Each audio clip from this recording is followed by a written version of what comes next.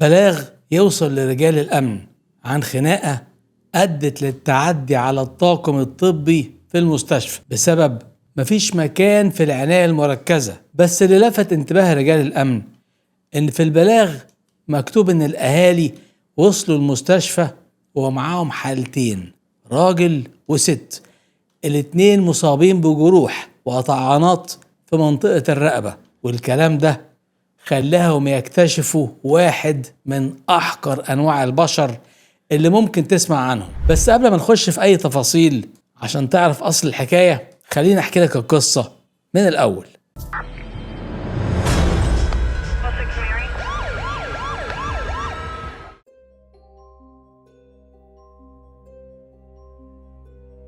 لو برنامج القصة من الأول عجبك وعايز تبقى أول واحد يشوف الحلقات، اشترك كعضو منتسب في القناة. هتاخد ميزة العرض الأول وتشوف القصة قبل أي حد. رابط الانتساب تحت في صندوق الوصف، وكمان في أول تعليق مثبت. قبل ما نبدأ قصتنا النهاردة، حابب أفكرك إن عرض حلقات برنامج القصة من الأول بيكون كل يوم حد وخميس الساعة 10 بالليل. يلا بينا نبدأ قصتنا. سنة 2019 في مستشفى بنها الجامعي يوصل مجموعة من الأهالي للاستقبال في المستشفى، ومعاهم 2 مصابين، راجل وست. الاتنين كانوا في حالة صعبة جدا، والدكاترة حاولوا يلحقوهم. وبعد فترة صغيرة الدكاترة بلغوا الأهالي إن الست توفت، وإن الراجل حالته حرجة جدا، وإنه محتاج يخش العناية مركزة بسرعة. بس المشكلة إن مفيش مكان فاضي في العناية، وإن هم لازم ينقلوه فورا لمستشفى تانية. وهنا تغضب الأهالي أول ما تسمع الكلام ده، وفضلوا يزعقوا جوه الاستقبال في المستشفى. والخناقة زادت لدرجة إن هم تعدوا على أحد الأطباء في المستشفى وسببوا له إصابات. فاتصلت إدارة المستشفى بالشرطة، وفعلا يوصل رجال الأمن ويسيطروا على الموقف ويقبضوا على كل الموجودين من أهل المصابين. وفي نفس الوقت بالصدفة يفضى مكان في العناية ويتم نقل المصاب والتحفظ على جثمان المتوفية وتجهيزها للنقل للمشرحة. أول ما الشرطة بدأت تحقق مع الأهالي عن سبب التعدي على الأطقم الطبية في المستشفى، اعترفوا باللي عملوه، وقالوا إن هما كانوا خايفين إن الشخص المصاب ممكن يتوفى في أي لحظة. وعرفوا الضباط كمان إن المصابين من أهلهم، وإن الست اسمها رايا، والراجل المصاب يبقى أخو جوزها واسمه محمد، وإنهم من قرية اسمها بلتان ودي تتبع مركز طوخ. ووضحوا إن اللي اعتدى عليهم هما الاتنين هو إبراهيم جوز رايا وأخو محمد. طبعا أول حاجة الشرطة فكرت فيها إن الجريمة دي بدافع الشرف، وإن رايا كانت بتخون إبراهيم مع محمد. الشرطة بعد ما خدت أقوالهم بعتت قوة على مكان الحادث. المعاينة أكدت إن المتهم هرب من البيت بعد الحادث، وبفحص بقى كاميرات المراقبة في المنطقة قدروا يحددوا خط سيره. خلال ساعات كان إبراهيم في إيد رجال المباحث واتقبض عليه واتبعت للنيابة، وبدأت التحقيقات. إبراهيم اعترف إنه قتل مراته وأخوه ومحاولش ينكر، ومع الأسئلة بدأ يحكي الحكاية من البداية. إبراهيم اللي في بداية الأربعينات ومتجوز رايا من سنين طويلة، وعايش معاها في شقة في بيت العيلة عند أهله، ومخلف منها أولاد. في الأول حياته كانت مستقرة، وكان شغال عامل في شركة بترول ومرتبه كان كويس. ومع مرور السنين الأولاد كبروا والمصاريف زادت والمرتب ما بقاش يكفي. إبراهيم بدأ يقلق على مستقبل ولاده، وبقى عصبي في الشغل وبيخش في مشاكل مع زمايله، واتقدمت ضده شكاوي كتير في الشغل، واخد كذا انذار من رؤسائه. ولما سلوكه ما تعدلش اتحول للشؤون القانونية في سنة 2013، وفعلا صدر قرار بفصله من الشركة لسوء السلوك بتاعه. بعد ما اتفصل قعد في البيت من غير شغل. اخوه الصغير محمد حاول يساعده وعرض عليه يشتغل معاه في معرض السيراميك اللي بيملكه، لكن إبراهيم حس ان اخوه بيمن عليه فرفض انه يشتغل معاه. وبعد الرفض ده مراته رايا حاولت تقنعه انه يدور على اي شغل عشان البيت والاولاد، ولكنه كان اي شغل بيروحه بيقعد في شهر او شهرين ويسيبه. في الوقت ده اهل ابراهيم وقفوا جنبه وبدأوا يساعدوه بفلوس عشان يقدر يصرف على ولاده وبيته لحد ما يثبت في أي شغلانة. رايا كمان فكرت إنها تنزل تشتغل، وفعلا دورت على شغل لحد ما لقت شغل مؤقت في سنترال في القرية. ومن وقت ما رايا اشتغلت، إبراهيم اتكل عليها أكتر وقعد في البيت من غير شغلة ولا مشغلة، وبقت هي اللي شايلة البيت كله ومصاريف الأولاد ومصاريفه هو كمان. هو انت مش ناوي تشترك في القناة ولا ايه؟ انزل دلوقتي بسرعة واضغط على زرار الاشتراك. يلا بقى نكمل القصة. الشهور عدت والضغط زاد على رايا، فحاولت ترجع تضغط على جوزها إنه يشتغل. إبراهيم بدل ما يستجيب ليها كان كل شوية يخش معاها في خناقة جديدة ويرفض كلامها، ولما حب يسكتها قرر يخلي ابنه علي ينزل يشتغل عشان يساعد في مصاريف البيت. رايا رفضت الفكرة لأنها كانت عايزة ابنها يركز في دراسته وما يتحملش المسؤولية بدري، لكن إبراهيم ما سمعش كلامها وفضل مصمم على رأيه. المشاكل ما بين إبراهيم ورايا استمرت سنين. في الفترة دي إبراهيم بدأ يقضي وقته على القهوة مع أصدقاء السوء ودخل في طريق تعاطي الممنوعات. قبل الحادثة اللي حصلت دي بكام يوم رايا طلبت منه مصاريف لأنهم كانوا داخلين على شهر رمضان وهو رفض يديها، فاشتكت لأهله والكل وقف في صفها. محمد أخوه اتعصب وطرده من البيت، وإبراهيم فضل في الشارع لحد أول يوم رمضان، وبعدها قرر يرجع البيت تاني يوم الاثنين 6 مايو 2019، وده كان أول يوم في شهر رمضان. إبراهيم كان شارب ممنوعات يعني للآخر عميها وما كانش في وعيه الطبيعي. اشترى في اليوم ده سكينة جديدة وخباها في هدومه وراح على بيت أهله. وقف قريب من البيت مستني لحد ما رايا ترجع من شغلها. أول ما دخلت العمارة دخل وراه. رايا أول ما شافته اتفاجئت ورفضت إنه يخش البيت وسألته على الفلوس جابها ولا ما جابهاش، فبلغها إنه لسه ما لقاش شغل. رايا وقتها نادت على محمد أخوه لأنه جارهم في نفس العمارة، وحكيت له عن رجوع إبراهيم وإنه عاوز يخش الشقة تاني من غير ما يتغير. وهنا محمد اتدخل وحصلت ما بينهم خناقة كبيرة. هنا بقى إبراهيم حس إن الكل ضده وإن أخوه ومراته بيهنوه وبيحاولوا يطردوه من بيته. الخناقات كبرت ومحمد حاول يطلعه بره الشقة. إبراهيم زقه بعنف على الحيطة أكتر من مرة، ولما حس إنه فقد السيطرة طلع السكينة اللي هو شاريها من هدومه وطعن أخوه محمد طعنتين، واحدة في رقبته واحدة في دقنه. وفي اللحظة دي رايا حاولت تجري على السلم وهي في حالة خوف من جوزها. إبراهيم مسكها من هدومها وجرجرها وطعنها في رقبتها، وهنا رايا وقعت على الأرض وتقريبا كده بتخلص في الروح. وساعتها إبراهيم هرب من البيت. أول ما خرج لقى الجيران قدامه وبدأوا يتجمعوا قدام الباب بعد ما سمعوا صوت الخناقة. هنا هددهم عشان ما يقربوش منه، وبعدها جري وهرب من المكان. الجيران بعد ما اتأكدوا انه مشي اتصلوا بعلي بن إبراهيم وبإخوات محمد وبلغوهم باللي حصل. الأهل وصلوا بسرعة وجابوا عربية ونقلوا رايا ومحمد على مستشفى بنها الجامعي، وهناك حصل كل اللي قلناه في البداية.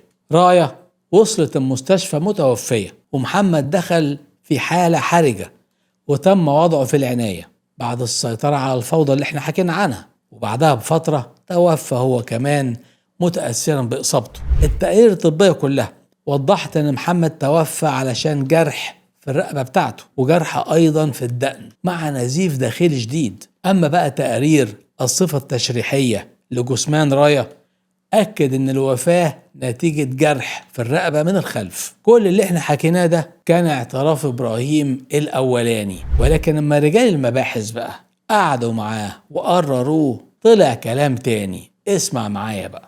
رجال المباحث قعدوا مع إبراهيم واستجوبوه وعرفوا منه التفاصيل ونوع المشاكل اللي كانت بينه وبين مراته. في التحريات ظهر إن إبراهيم مدمن ممنوعات من سنين، وإن شخصيته سيئة جدا مع أهله وجيرانه، وإنه عنيف مع مراته وأولاده. التحريات برضو وضحت سبب أخطر من موضوع الشغل والفلوس، وهو إن محمد أخوه ما طردوش من البيت عشان الخلافات العادية بس، لأ، لكن إبراهيم اعتدى على بنته الكبيرة، عمل فيها حاجات عيب جدا يعني. النيابة واجهته بالمعلومات دي ومع أدلة التحريات ما قدرش ينكر واعترف.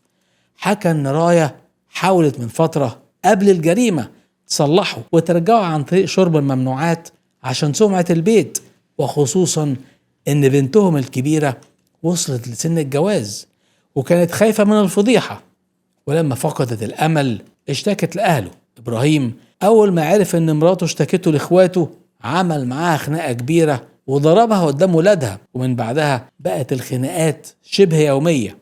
بقى يشتمهم ويمد إيده عليهم قدام الجيران ويرفع صوته لدرجة إن الناس كانت بتطلع تفصل بينهم. في نفس الوقت كان بيسرق فلوس راية ومرتبها عشان يشتري بيها الممنوعات. في أوائل سنة 2019 حصل التطور الأخطر. إبراهيم بدأ يقعد مع بنته الكبيرة كتير ويكلمها ويحاول يقرب منها ويقول لها إنه ناوي يبطل تعاطي الممنوعات عشانها وعشان عايز يغير حياته. البنت في الأول فرحت لأنها كانت شايفة إن أبوها ممكن يتغير، لكن مع الوقت لاحظت إنه بيتصرف معها تصرفات مش طبيعية وبيحاول يلمسها من أماكن حساسة. ومع تكرار الموقف فهمت البنت قصده وخافت تقول له أمها عشان المشاكل في البيت ما تكبرش، وبقت تتجنب إنها تقعد معاه لوحدها. إبراهيم ما وقفش وحاول يستغل أوقات غياب راية في الشغل. في يوم إبراهيم رجع البيت وكان شارب كمية ممنوعات كتيرة قوي، ولما دخل الشقة لقى بنته لوحدها. وهنا الشيطان سيطر عليه وقرر ينفذ اللي في دماغه. طلب منها تقعد معاه وهي حاولت ترفض بحجة انها بتخلص شغل البيت، لكنه شدها بالعافية واعتدى عليها رغم المقاومة بتاعتها. بس البنت ما قدرتش تدافع عن نفسها لان قوته الجسدية اكبر منها. وبعد ما اعتدى عليها البنت ما بقتش بنت، وابراهيم خرج من البيت وسابها وهي منهارة لحد ما امها رجعت من الشغل. راية اول ما شافت بنتها بالشكل ده اتصدمت، لكنها حاولت تهديها وتسألها عن السبب. ومع اصرارها البنت حكت لها بالتفصيل عن اللي حصل من ابوها. راية انهارت وفضلت تصرخ، وبعدين راحت لمحمد اخو جوزها وحكت له على اللي عمله ابراهيم جوزها، وقالت له انها ناوية تعمل محضر وتتقدم ببلاغ رسمي ضده. محمد طلب منها ومن بنتها يهدوا شوية وقال لها انه هيتصرف وانه خايف على مستقبل البنت والفضيحة وان البلاغ هيفتح باب لكلام كتير، واقنعها انها متروحش الاسم دلوقتي، ووعدها انه مش هيسيب حقها وحق بنتها وانه هيوصل الموضوع لاخواته عشان يمنعوا ابراهيم من دخول البيت ويحموهم منه. وبعد ما خلص كلامه معاهم نزل استنى ابراهيم عند مدخل البيت. اول ما رجع واجهه باللي عمله مع البنت. ابراهيم الاول حاول ينكر، لكن محمد هدده وقال له ان لو ما قالش الحقيقة هيسيب مراته تروح تعمل محضر ضده. وهنا ابراهيم خاف من الفضيحة واعترف لاخوه. محمد اتعصب وضربه وطرده من البيت قدام الناس كلها. وبعد كده محمد جمع اخواته وحكى لهم على كل اللي حصل وحذرهم ان هم يساعدوا ابراهيم تاني او يدخلوه بيوتهم، واتفقوا ان هم هيساندوا راية وبنتها ويقفوا جنبهم. ومن اليوم ده راية التزمت بكلامهم وبدأت تاخد بالها من بنتها، وما كانتش بتسيبها لوحدها في البيت وقت الشغل بتاعها. كانت بتوديها عند حد من اهلها او اهل ابراهيم لحد ما ترجع من الشغل هي وابنهم علي. مر كام يوم وقبل بداية رمضان 2019 بأيام قليلة إبراهيم رجع على البيت من وراهم واتسحب لحد الشقة وخبط على الباب. راية اللي فتحت وحصلت خناقة جديدة قدام الأولاد. علي حاول يهجم على أبوه لكن أمه مسكته. إبراهيم قال لهم إنه مش لاقي مكان يقعد فيه وإنه مستعد يعمل أي حاجة عشان يرجع يعيش وسطهم، وإنه عايز يقضي شهر رمضان في البيت. راية رفضت تماما وقالت له إن هم ما عادوش محتاجين له تاني، وإن بعد اللي عمله هي مش شايفاه زوج ولا الأولاد شايفينه أب. راية حذرت إبراهيم إنها تبلغ إخواته لو جالهم تاني. إبراهيم خاف من رد فعلهم وخرج من البيت بسرعة، وبعد ما مشي قعد يفكر في اللي حصل وحس بالإهانة، فأقنع نفسه إن البيت ده بيته هو وإن راية عايشة فيه بسببه وإن هي اللي لازم تسيبه مش هو. والفكرة دي مسكت في دماغه وقرر إنه هيرجع الشقة غصب عنهم، وإنه قبل ما يرجع لازم ينتقم من مراته وأخوه اللي وقفوا ضده، وده كان الدافع الحقيقي ورا الجريمة.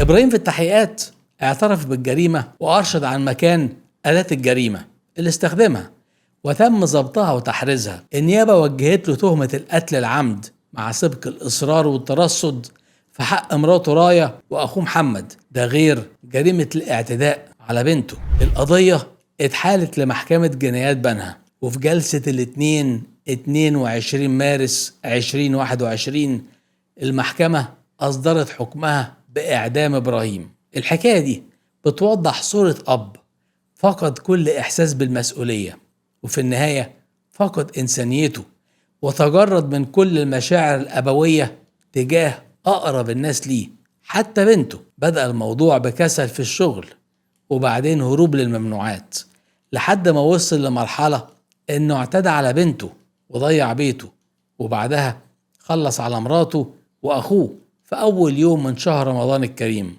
طريق الإدمان كان السبب الأساسي في انهيار كل حاجة في حياته. بدل ما يواجه مشاكله ويحاول يحلها، اختار إنه يهرب للممنوعات، وفي النهاية ما خسرش بس شغله وسمعته، ولكنه خسر مراته وأخوه وبيته وبنته وحياته نفسها بعد حكم الإعدام. القضية دي وكل قضايا الإدمان بتقول إن الممنوعات ما بتساعدش حد، بالعكس دي بتقود صاحبها الجرايم ومصايب محدش يتخيلها. ربنا يحفظ شبابنا وكل بيت من طريق التعاطي، ويبعد عنهم أصدقاء السوء اللي زي إبراهيم. وسؤال حضراتكم هنا، إيه اللي خلى إبراهيم يتجه إلى هذا السلوك المنحرف؟